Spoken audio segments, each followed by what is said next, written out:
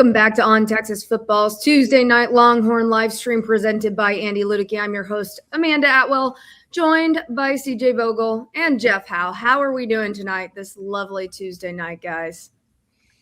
We're doing. I just realized that with DeAndre Moore gone, Matthew's going to have to change the intro video. Uh-oh. More work for you, Matthew. Happy holidays. I just realized that. It's unfortunate. Yeah, it's a good intro video. Puts you to work, though. Give you something to do. As if you don't do enough for us, Matthew. No, Matthew's the real MVP for OPF. Yes, definitely. All right. Pretty slow time right now. So if y'all have any questions, make sure to get them in. A little bit to talk about as far as just portal movements and some players declaring for the draft. But starting off, new running back coach to talk about. I know you put up a little article about Jabbar Jaluk today and just kind of his initial impressions with the team today, CJ. So if you want to get into that and just how the running back room's responding and what fans can maybe expect from this coach and any changes in this position group. Yeah, no, I think initial meetings with Jabbar Jaluk and the running backs were had over the weekend, obviously into Monday as well. He's been on campus since last Thursday, so he's been around the program for a while. So he's gotten his first opportunity for first impressions, getting to chat and start to grow and initiate some of those relationships with the running backs on the roster. And initial, returns indicate that this is a guy with energy, a guy that, I was told reminds a lot of people in the building of Tashard Choice, a little bit older than Tashard Choice, probably has 10 or 15 years on Choice. But point being, the way it was described to me was seasoned energy. And, you come in at 53 years old as Jaluk is, and, he's not as probably spry as he once was, but he's been around the block a few times and he knows what it takes to get a room to click. And I've heard from a few people, the meeting with Trey Wisner originally went very well. He, of course, has a huge decision coming up, whether to go to the NFL or to return to school. I kind of lean that he's coming back to school, of course, should they agree on a dollar sign there for him. But altogether, it sounds like he's really doing a fine job of creating an early relationship with a number of these Texas running backs.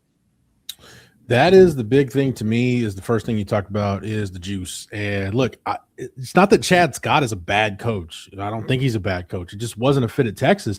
And I think one of the reasons why it wasn't a fit is I think the guys in that room in particular, they grew accustomed. I mean, CJ, we both spent enough time around Tashard Choice, whether it was just at practice or at clinics or whatever.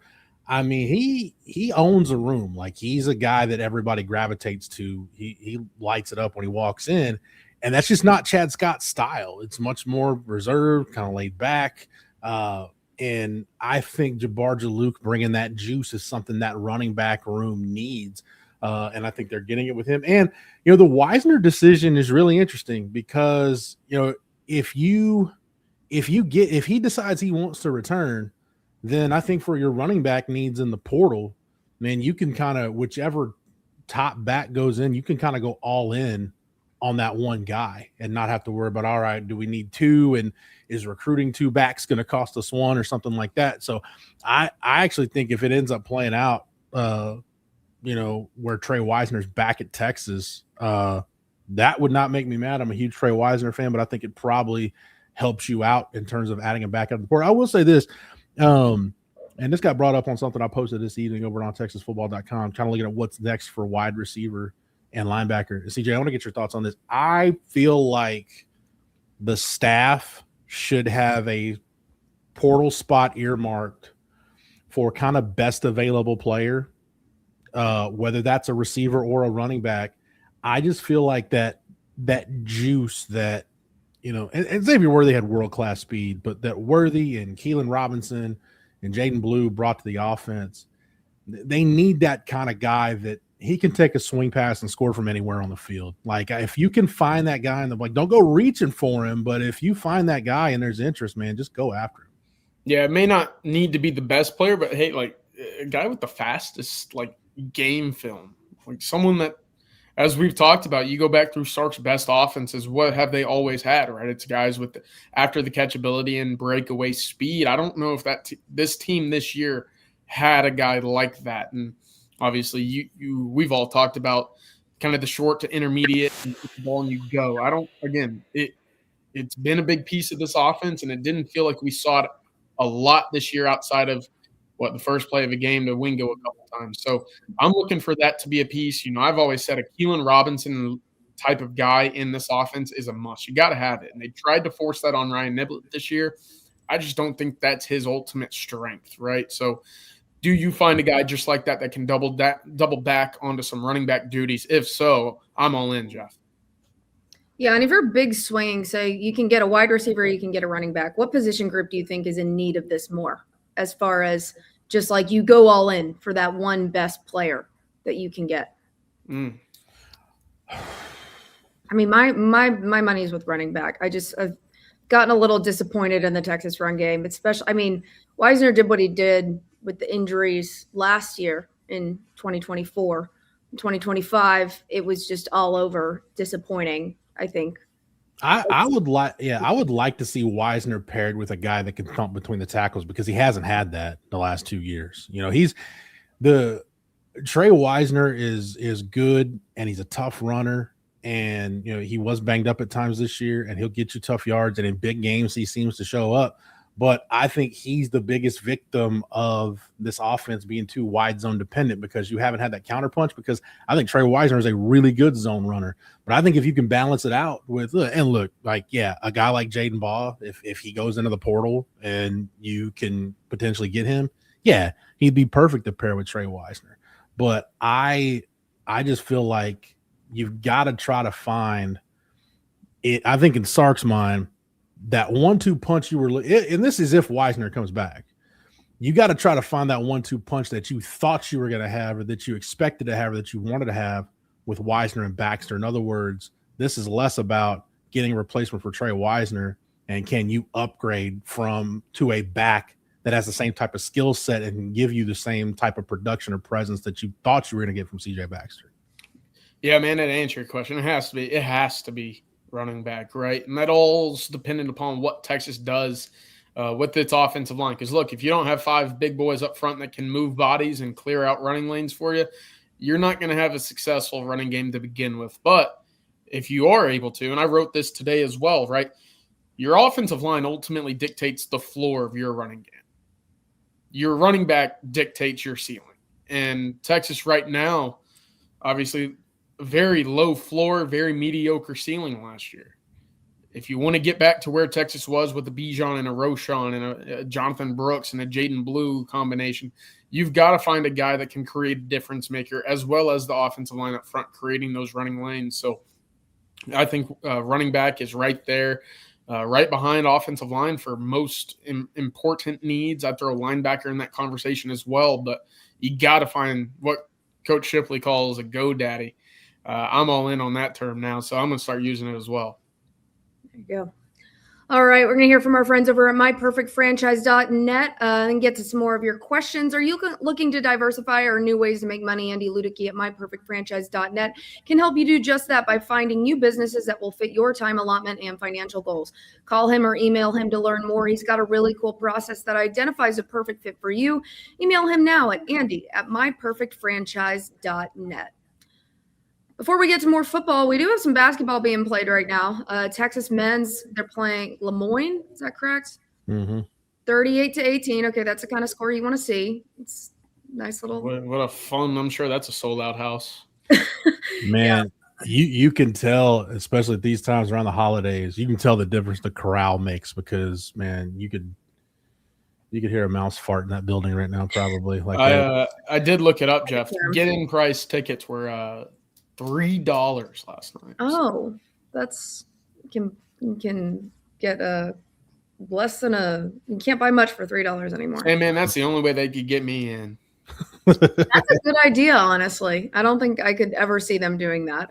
If you want people to show up somewhere, make it like it's Cain and Abel's dollar beers night. That's what you need. It's a Tuesday night. CJ, as a Rangers fan, are you a big dollar hot dog, Thirsty Thursday dollar beer type night? Yes. Yeah. Absolutely. Give me a dollar dog night and I'm there. I'm absolutely there. Loves the deal. I will say, when I lived in Amarillo, we got a minor league baseball park, and I think that was that was the hottest night at the park, was Thursday night, Dollar Dog and Hot Dog night. And I think it was like dollar entry too. It's minor league baseball is just a joy. Were the sod poodles a thing at that point, or was that pre-sod poodles? Sod poodles opened while I was in Amarillo. The stadium was built and it opened, and they won their league the first year that they existed. So it's a fun time to be in Amarillo. If there's ever a fun time to be in Amarillo, it's Sod poodles are winning the Texas League. Hey, shout out to the Texas League, because as a former Round Rock Express beat writer when they were AA, love me some Texas League. And Ivan Melendez, former Amarillo sod poodle. Yes, he was there when I was there. Yeah, it was a fun time. I was very thankful that opened while I was there, because there was not much to do on a Thursday night before the sod poodles opened. But getting back to football, just with all of this movement that we've seen, has any of these position groups, I know you kind of eyed what position groups you wanted to see Texas focus on in the portal. Has that changed with like unexpected portal entrants like LaFau? I don't think so. Yeah. Go ahead, Jeff. No, I don't think so. I was thinking about this regarding wide receiver today. Because they're going to need linebackers in an area you got to attack. We know offensive line's a priority. Running back is a priority. Even if Jelani McDonald comes back, safety or corner are priorities. I was thinking about this in relation to wide receiver with DeAndre Moore leaving.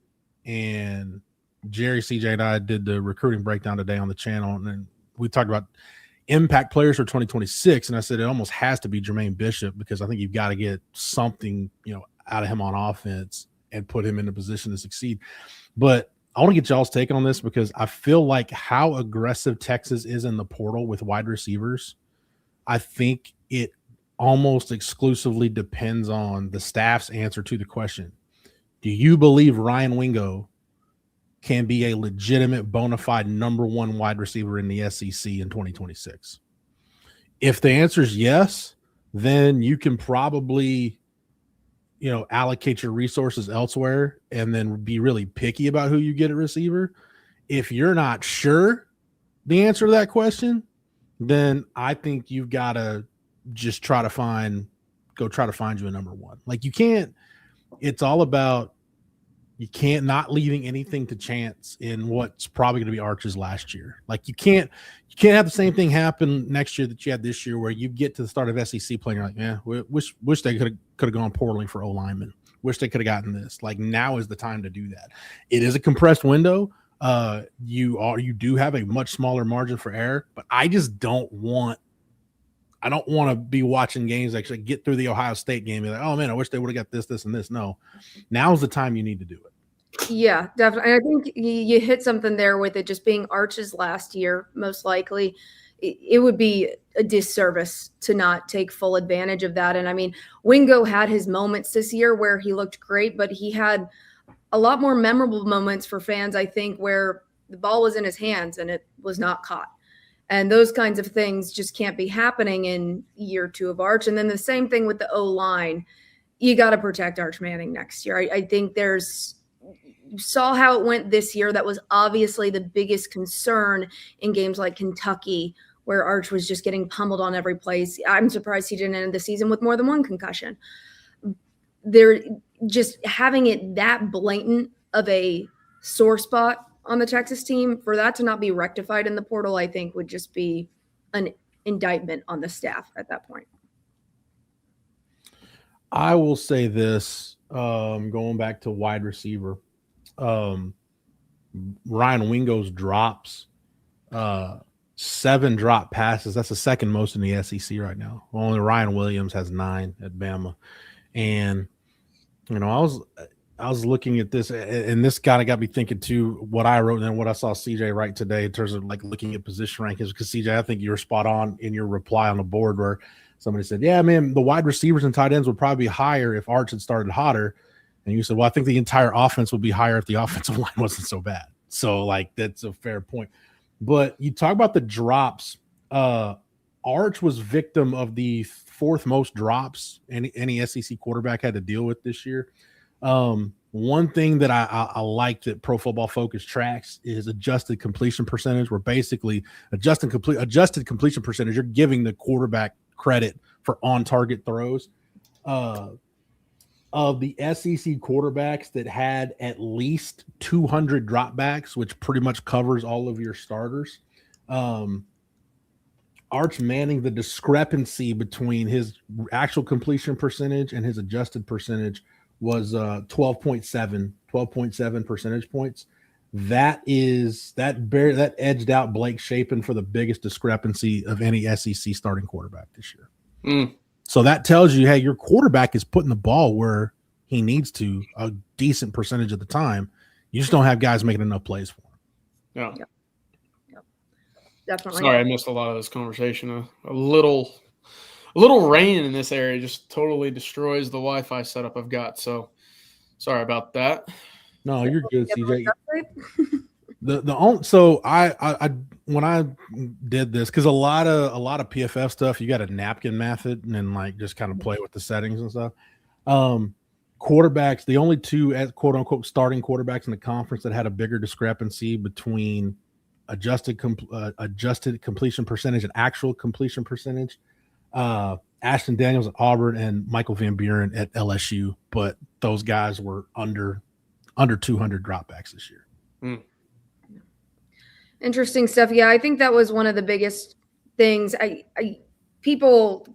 You can tell a lot of people that don't really pay much attention to the games. They look at the stats after the fact and say, well, Arch played awful during the Georgia game. That's why Texas lost. And that just wasn't the case. And I think those stats kind of paint a better picture of that. But a couple comments here. All right, Cubed, I think he has this one nailed. O-line. If we can't get 3 yards against Georgia or Ohio State, we'll stay where we are, which is second tier of elite programs, which, I mean, I don't think y'all disagree with that. I don't disagree with that. That's the main improvement I want to see next year. Yeah, I mean, I've said it from the very jump. It's priority 1, priority 2, priority 3. If you don't fix the offensive line, you have no chance. You'll remain where you are. You'll miss the playoffs, and you'll see A&M, Tech, and Oklahoma play for a trophy you hope to be playing for. You got to do whatever it takes to get the run game to a point where Sark can trust it, because he didn't trust it this year. I think he trusted the offensive line last year, which is why you saw them make a more concerted effort to run the ball. But you look at their unsatisfactory games. I mean, he just straight up abandoned the run because he didn't trust it. And why would you trust it? I mean, your offensive line was in shambles, and there was a decent chunk of the year where Wisner was banged up and CJ Baxter just wasn't the same after that hamstring injury. So I think whether it's running back personnel, O-line personnel, that's the biggest thing for me. You've got to get this thing to the point where you can trust the run game. Yeah. We're getting a lot of comments about LaFau leaving. LaFau left because P. Carey is scared to send the dogs. We saw it in Hill's sack count and Simmons dropping back into coverage way too many times. PK needs the boot. Doesn't know his personnel. I can see you laughing, CJ. Yeah, no, thanks for the super chat, but I completely disagree. Look, I think PK is one of the better defensive coordinators in all of the country. Look, Texas has 4 straight top 30 defensive outputs this year. Look, I'm frustrated with Colin Simmons not dropping back 100%. Yeah, there's no reason to ever drop him back, right? But to act like this defense hasn't been the strength of this team for the last 4 years is asinine. It just is. I mean, think about the biggest moments that this team has had over the last 3 or 4 years. For the majority of them, it's defensively led, right? Am I wrong in saying that? It's your goal line stop against A&M. It's your goal line stop against Clemson. It's your Andrew Makuba interception in overtime to seal the deal. I mean, look, I understand frustration, and I understand that there's probably some conversations about personnel, but ultimately that's the side of the ball that's been leading the way for Texas for multiple years now, and it's getting very similar to the conversation we had in 2021 when folks were saying that, hey, man, this guy doesn't have it. What are you talking about? Like, he's one of the top 5 defensive coordinators in all the country. Yeah. I think even more so than on offense, and this is a Rod Babers line that I got from Rod years ago, and it's proven to be true. if you have a great scheme, if you have a competent quarterback and a great scheme on offense, to a point, you can mask a lot of your deficiencies. If you don't have players on defense, you're going to get exposed at some point. So the defensive personnel has gotten much better. And I think we're seeing, with better personnel, PK is a really good defensive coordinator. Go compare the roster year one to where it was this past season, and it's not even close how much it's improved. I have my issue with PK has been, I'm with CJ. I don't like Colin Simmons dropping into coverage as much as they do it. I understand you've got to do it from time to time. That's just the nature of the beast, but I don't like them doing it as much as they do. My thing with PK, though, has been the coverage issues, but specifically the Florida game. Like, to me, to let a struggling quarterback like DJ Lagway get easy completions and get into a rhythm, that was inexcusable.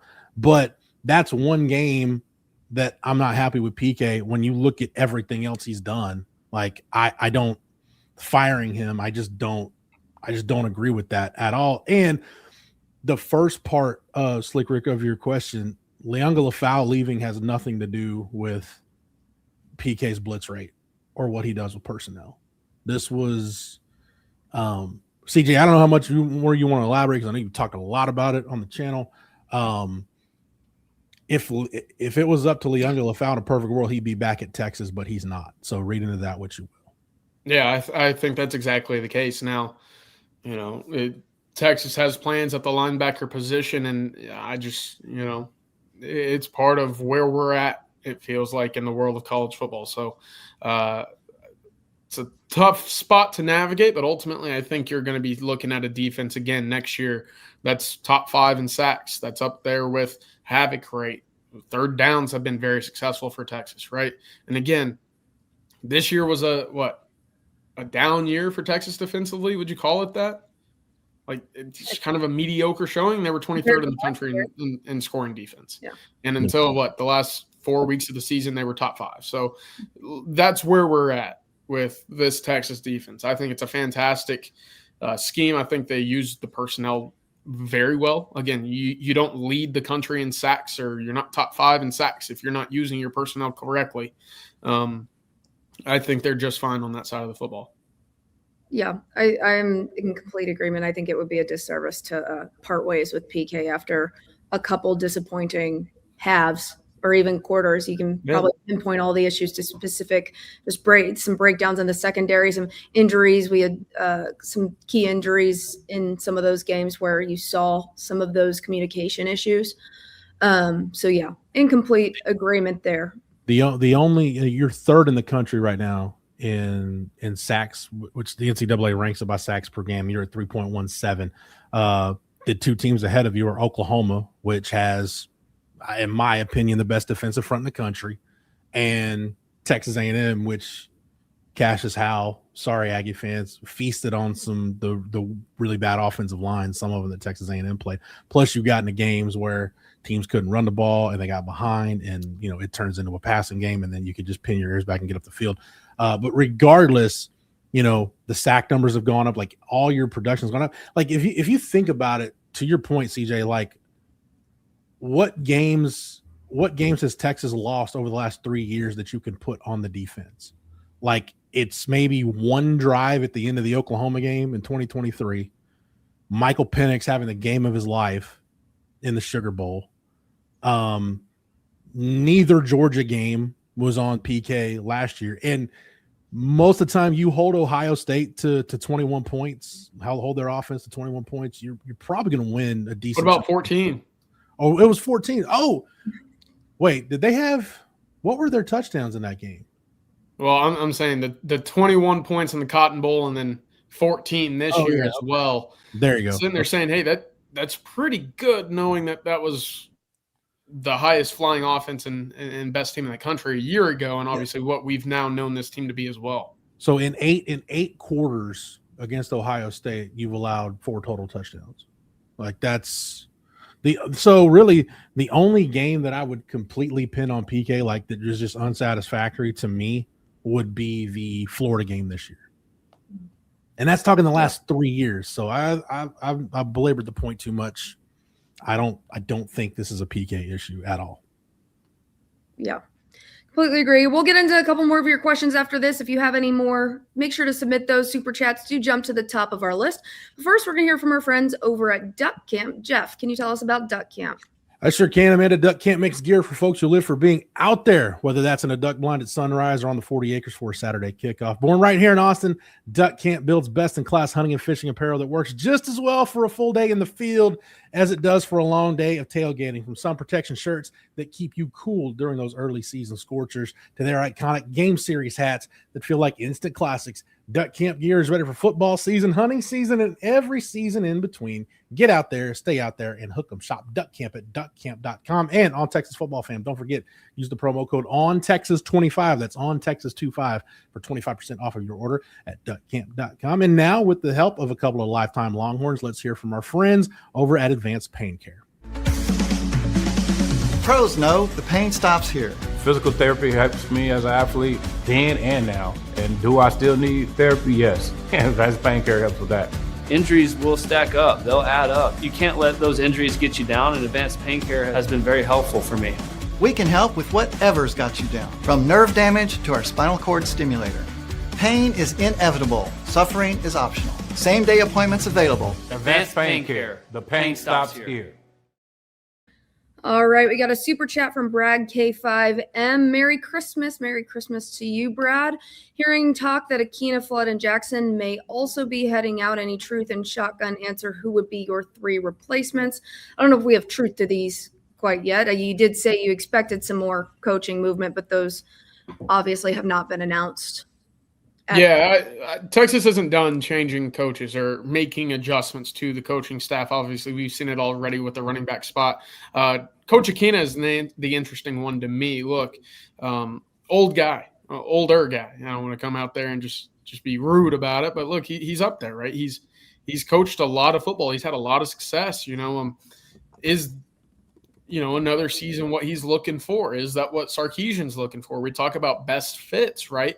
I wonder if that's a fit that moves on into 2026. Now, Coach Flood, I tend to think Coach Flood is coming back. He's had, enough skins on the wall here at the University of Texas to sit here and say, hey, he's earned the right to bounce back after a down year. Now it's up to him and Sarkisian to get the personnel right. It's up to him and Sarkisian to watch every day in practice and pick the best 5 so that you're not scrambling going into week 1 to make sure that you can, formulate an offensive line to go against Ohio State. And then Chris Jackson, look, I've heard that there's a potential for him to move on as well. But look, his contract's up at the end of the season. I've not yet heard anything that leads me to think that it's being extended or that he's walking out the door. So it's in flux at the moment, but we're monitoring at the moment. All I know is I don't believe Texas is done when it comes to tweaking and making changes to that coaching staff at the moment. And then Coach Akina, if you're watching him, sorry I called you old. I will say, I'll believe Kyle Flood goes somewhere else when I see it. Chris Jackson, CJ, that situation to me, it's kind of similar to where Terry Joseph was 2 years ago, where you really didn't hear anything about his future one way or the other until it was like, hey, he got a contract extension. Like, well, I guess he's coming back for another season then. So as far as 3 replacements, I don't know. I will say this. I don't think it's crazy and I know you probably want it to be a secondary coach, but the more influence Johnny Nansen can have on your pass defense, the better, because I just look at the track record when he was at Arizona and how much man coverage they played, and kind of seeing Texas as the year went on drift more into that area. I know you probably want your defensive pass game coordinator, and I know it's a title. You probably want it to be a secondary coach, but I want to see more of that Johnny Nansen influence in the way Texas plays coverage next year. I like that idea. Yeah, we got some portal movement from other teams as well. Matayo Tagoy, I'm going to say that name very wrong in the portal. Right again. Run the route again. No, I'm not trying that one again. Too inexperienced. I did look him up. USC linebacker, 25. What do y'all think? Yeah, I mentioned it on our site yesterday. The more of the clips that I see of him, whether it's on Twitter, whether it's stuff that he puts out, whether it's just going back and, watching games with him at USC. I know he didn't play a lot. I think it's only about 50 snaps a year ago. But there's just something that intrigues me, Jeff. I can't sit there and say, I'm out entirely. I know that it would obviously fall further down the priority list when it comes to, that linebacking position. But look, 6'4", 205-ish pounds. He's still slim. He's still undersized a bit. But there's a quickness and a physicality level that I just see, and I say, oh boy, I could see some Isaiah Simmons-esque if properly utilized in his game. Wow, that's high praise. I think you can, to CJ's point, linebacker might be a position where you can take somebody that's a little light on experience. Like I feel the opposite about this one. Like when people, it's not that DeAndre Carter out of Auburn is a bad player or anything, but if you're taking portal offensive linemen, I'm not taking a guy with 0 starting experience. Like you're taking guys that play. I mean, honestly, I would much rather take really experienced G5 players than somebody who didn't start for an SEC team last year, no matter how talented they are. I mean, you just got to have experience. But linebacker is one of those positions where maybe you can take a guy that isn't long on experience because those guys can fill out special teams for you. They can do some of it. And the key thing for me on linebacker is going to be Anthony Smith. Like, because Anthony Smith for the linebacker group next year, like all of a sudden, like he's the oldest guy in the room. All of a sudden, most experienced. So he's going to have when you go back and look like at Anthony Hill's freshman year, I think one thing that we forget is the linebacker room where Jalen Ford and David Benda had played a ton of football before he got there. And Tyler Atkinson and Kosi Pollard, they're not going to have that. So I think and I don't know where y'all stand on this. Like the bowl game is not fun to talk about, but I think Anthony Smith of everybody on this roster, I think stands to gain the most in terms of how much growth he can experience going into the bowl game and coming out of the bowl game. That's one for me. I think that whole linebacking room, you look at Bo Barnes, and I'm excited for what he can do as well. And let's not forget Bo Barnes at, what is he, about 6'2" and a half, 230 pounds, was running 10.9. Yeah, I mean, that's the type of guy that you want in the middle of your field. That's the type of first step quickness that made Anthony Hill so special. Now, I'm not going to sit here and tell you that, Bo Barnes is going to be Anthony Hill light, but I am telling you that he's a big boy that can move and plays very fast and physical, and that's what you hope to see in the middle of your field. So that was one of the things that I look at, and, I know it's still early, right? I know it's still early. But when I sit here and think about a Bo Barnes, a Tyler Atkinson in a rotation with Anthony Smith, the first thing I think of is, boy, those guys are quick. They can get sideline to sideline. They can run and get to where the ball needs to be before the ball was. I think Leon LaFau had that going downhill a lot. Going side to side, I think, is where he kind of got lost in space as well. Trey Moore, I still wasn't sold on the whole Trey Moore to linebacker experiment. I loved what we saw from Trey Moore at the second half of the season a year ago. I didn't like seeing him in space. And I think Texas, as a result, especially against Arkansas, you start looking about how quick some of those big runs kind of spurred free for Arkansas at home. I think that a lot of that started because, look, you just didn't have the foot quickness at the linebacker position. And again, I go back to A&M, and I not only played the third and fourth quarters, but I sit there and I rewatch the game, and I said, dude, Anthony Smith was everywhere in that A&M game. And I have to imagine it's all because of the quick instincts and the footwork and foot quickness to get where the ball needs to go. And that's the three of those guys I just mentioned, Smith, Atkinson, and Barnes. Boy, I get excited for what they could be next year. Can I give you a Anthony Smith fun fact that might take 2 seconds? Yeah, if you want, I'll allow it. We're counting down. Colin Simmons, Jelani McDonald, Ethan Burke, Anthony Hill. Those are the 4 guys on this defense that had a higher grade as a run defender, according to PFF, than Anthony Smith. And that's with him leading the team in missed tackles. And missed tackles can really ding your PFF grade. So that tells you, and on top of the fact that he led you in forced fumbles, that tells you he, for better or worse, sometimes he's around the ball a lot. And his prowess as a run defender And he's got the tools to be a better coverage linebacker. Like I'm really excited. I mean, of all the guys I'm excited about that are coming back, he's pretty high up on the list of guys that I really want to see that season opener against Texas State. Look at where he's at now, then look where he's at in the season opener. And I bet you we'll see a guy that's grown a ton. I agree. Do we have a complete opt-out list? Because my question there is just where would we expect to see the biggest changes as far as what personnel is on the field based on who is opting out of this bowl game? So we have an updated list over at On Texas Football, Matthew. I'm not sure if we have the graphic or anything ready just yet. But look, no Michael Taft, no Jalen Gilbo. I don't expect Malik Muhammad to play. Ethan Burke is out. Anthony Hill is out. Trey Moore is out. There's 6 or 7 starters from your defense alone. Leon Fowl off to the portal. You basically look at who's the next man up on that defense, and, well, there's your starting 11. So that's going to be really interesting. Offensively, the only names obviously not expected to participate, C.J. Baxter in the portal, DeAndre Moore, who we've been talking about will be headed off to the NFL as of lately. So that's really you should be expecting a lot of your similar offense from the last end of the season. What's going to be interesting to me, and I've likened this a couple times, but that Sam Ehlinger Colorado game where you go out, you perform the first quarter or first drive, whatever it is, and you get replaced, and you kind of have your send-off, and you wave to the fans, you throw up the hook. I mean, you get your moment basically to basically get a curtain call in baseball, right?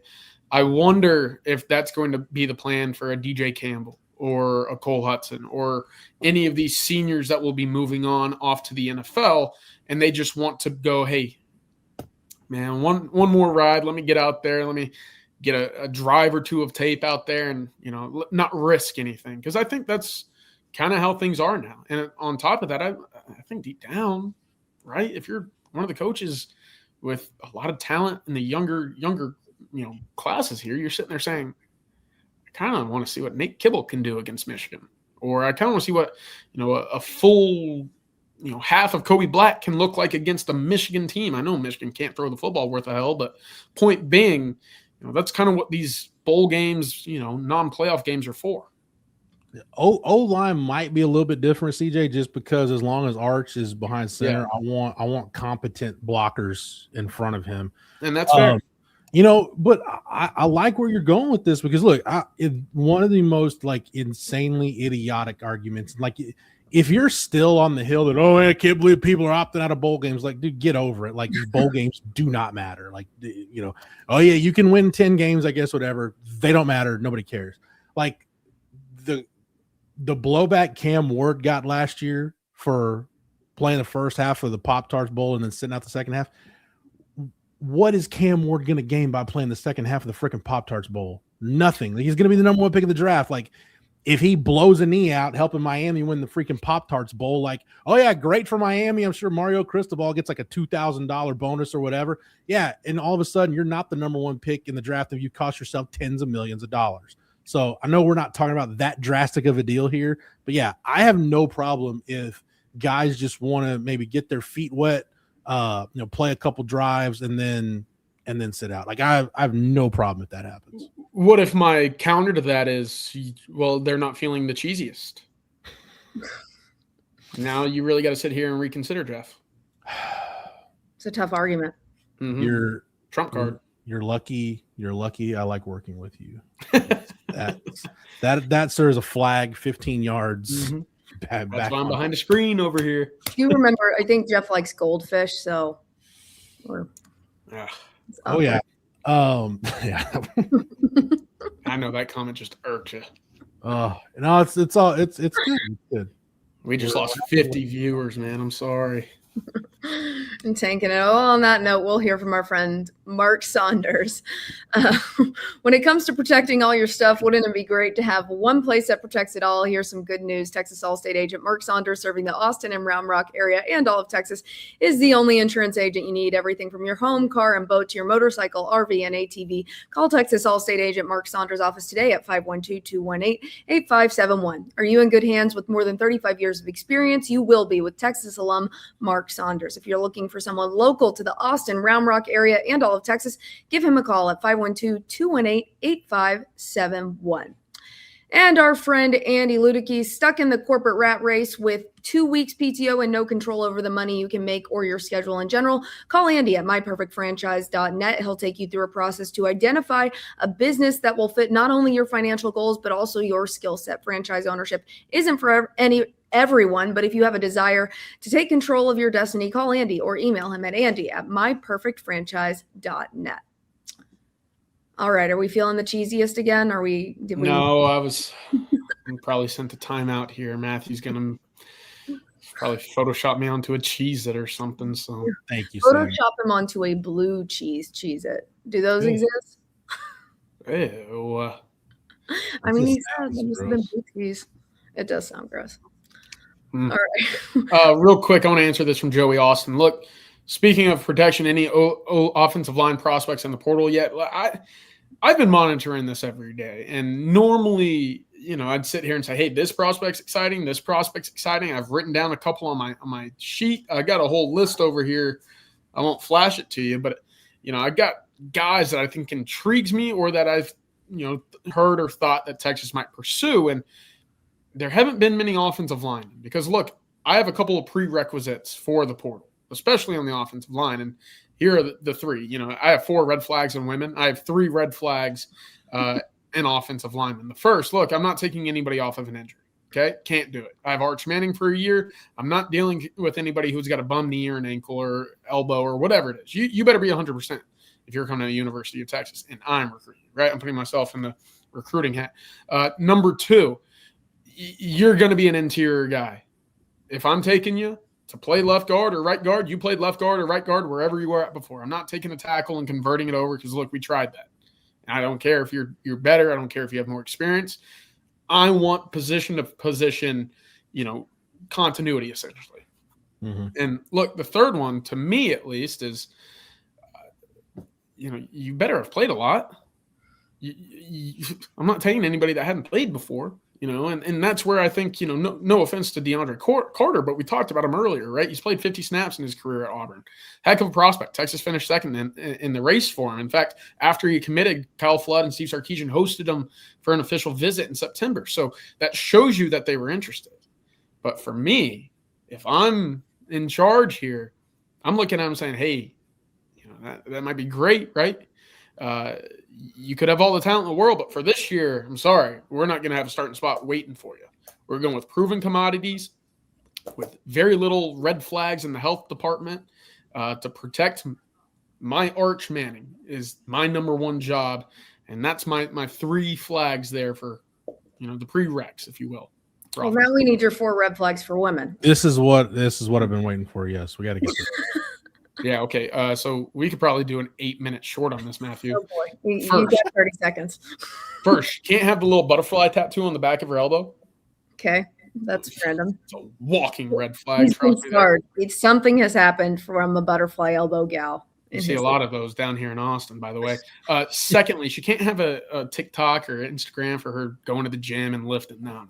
Dude, she can't outlift CJ is what he is saying. Don't want to see it. Don't care about it. Number 3, if she has that little brown crop top that says cowboy or cowgirl on it, you've seen that one before. And then the 4th one is if she's a hairstylist. That just means she's a professional gossiper. I mean, I pay my hairstylist good money for that. So I bet you sit there and gossip, don't you? Too bad. Yeah, I only see her twice a year. Got to catch up. Yeah, see. But yeah, so CJ is single, guys. You got to. It's the holiday season. I'm feeling the love. He's looking for somebody to take home to mom. So if you know anybody, my mom's in there shaking her head. Probably through her own hat. I'm with Buddy Pal Chief Big Guy. This is trauma dumping. Like number 1 and 3, CJ were oddly specific. They were. These CJs 2 and 4. I'm not going to give you those, but like there's rationale there. 1 and 3. No, this is different. This is different. Okay, if we can move on from your dating life. Sorry, we just had to listen to those. You never know what you might get in these Tuesday and Wednesday live streams, by the way. Little mini therapist session for CJ. I guess Hinge isn't working too well. So we got D-Train. What's our starting lineup for Michigan? So little bit of a pivot here. Yeah, back to football talk. As far as I know right now, it's the same starting five that faced off against Texas A&M and DKR a couple weeks ago. Look, that whole starting five has been practicing. The plan is for all of them to be on the field and active. So look, what is it? Gooseby, Hudson, Robertson, DJ Campbell, and then Brandon Baker. That's the expected left to right starting five for Texas against Michigan. You know, I just want to say real quick, CJ brought up that Alamo Bowl against Colorado.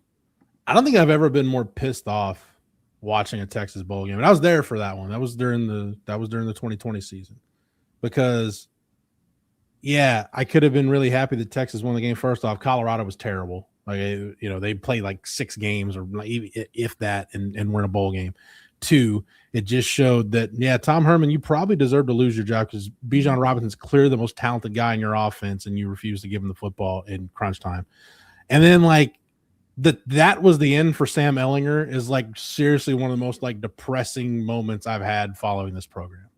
Like, the most statistically prolific quarterback to ever play at Texas, other than Colt McCoy, and it's going to end with a shoulder injury in a game against a god-awful opponent with about 2,000 people in the stands inside the Alamo Dome in a meaningless game. Just brutal.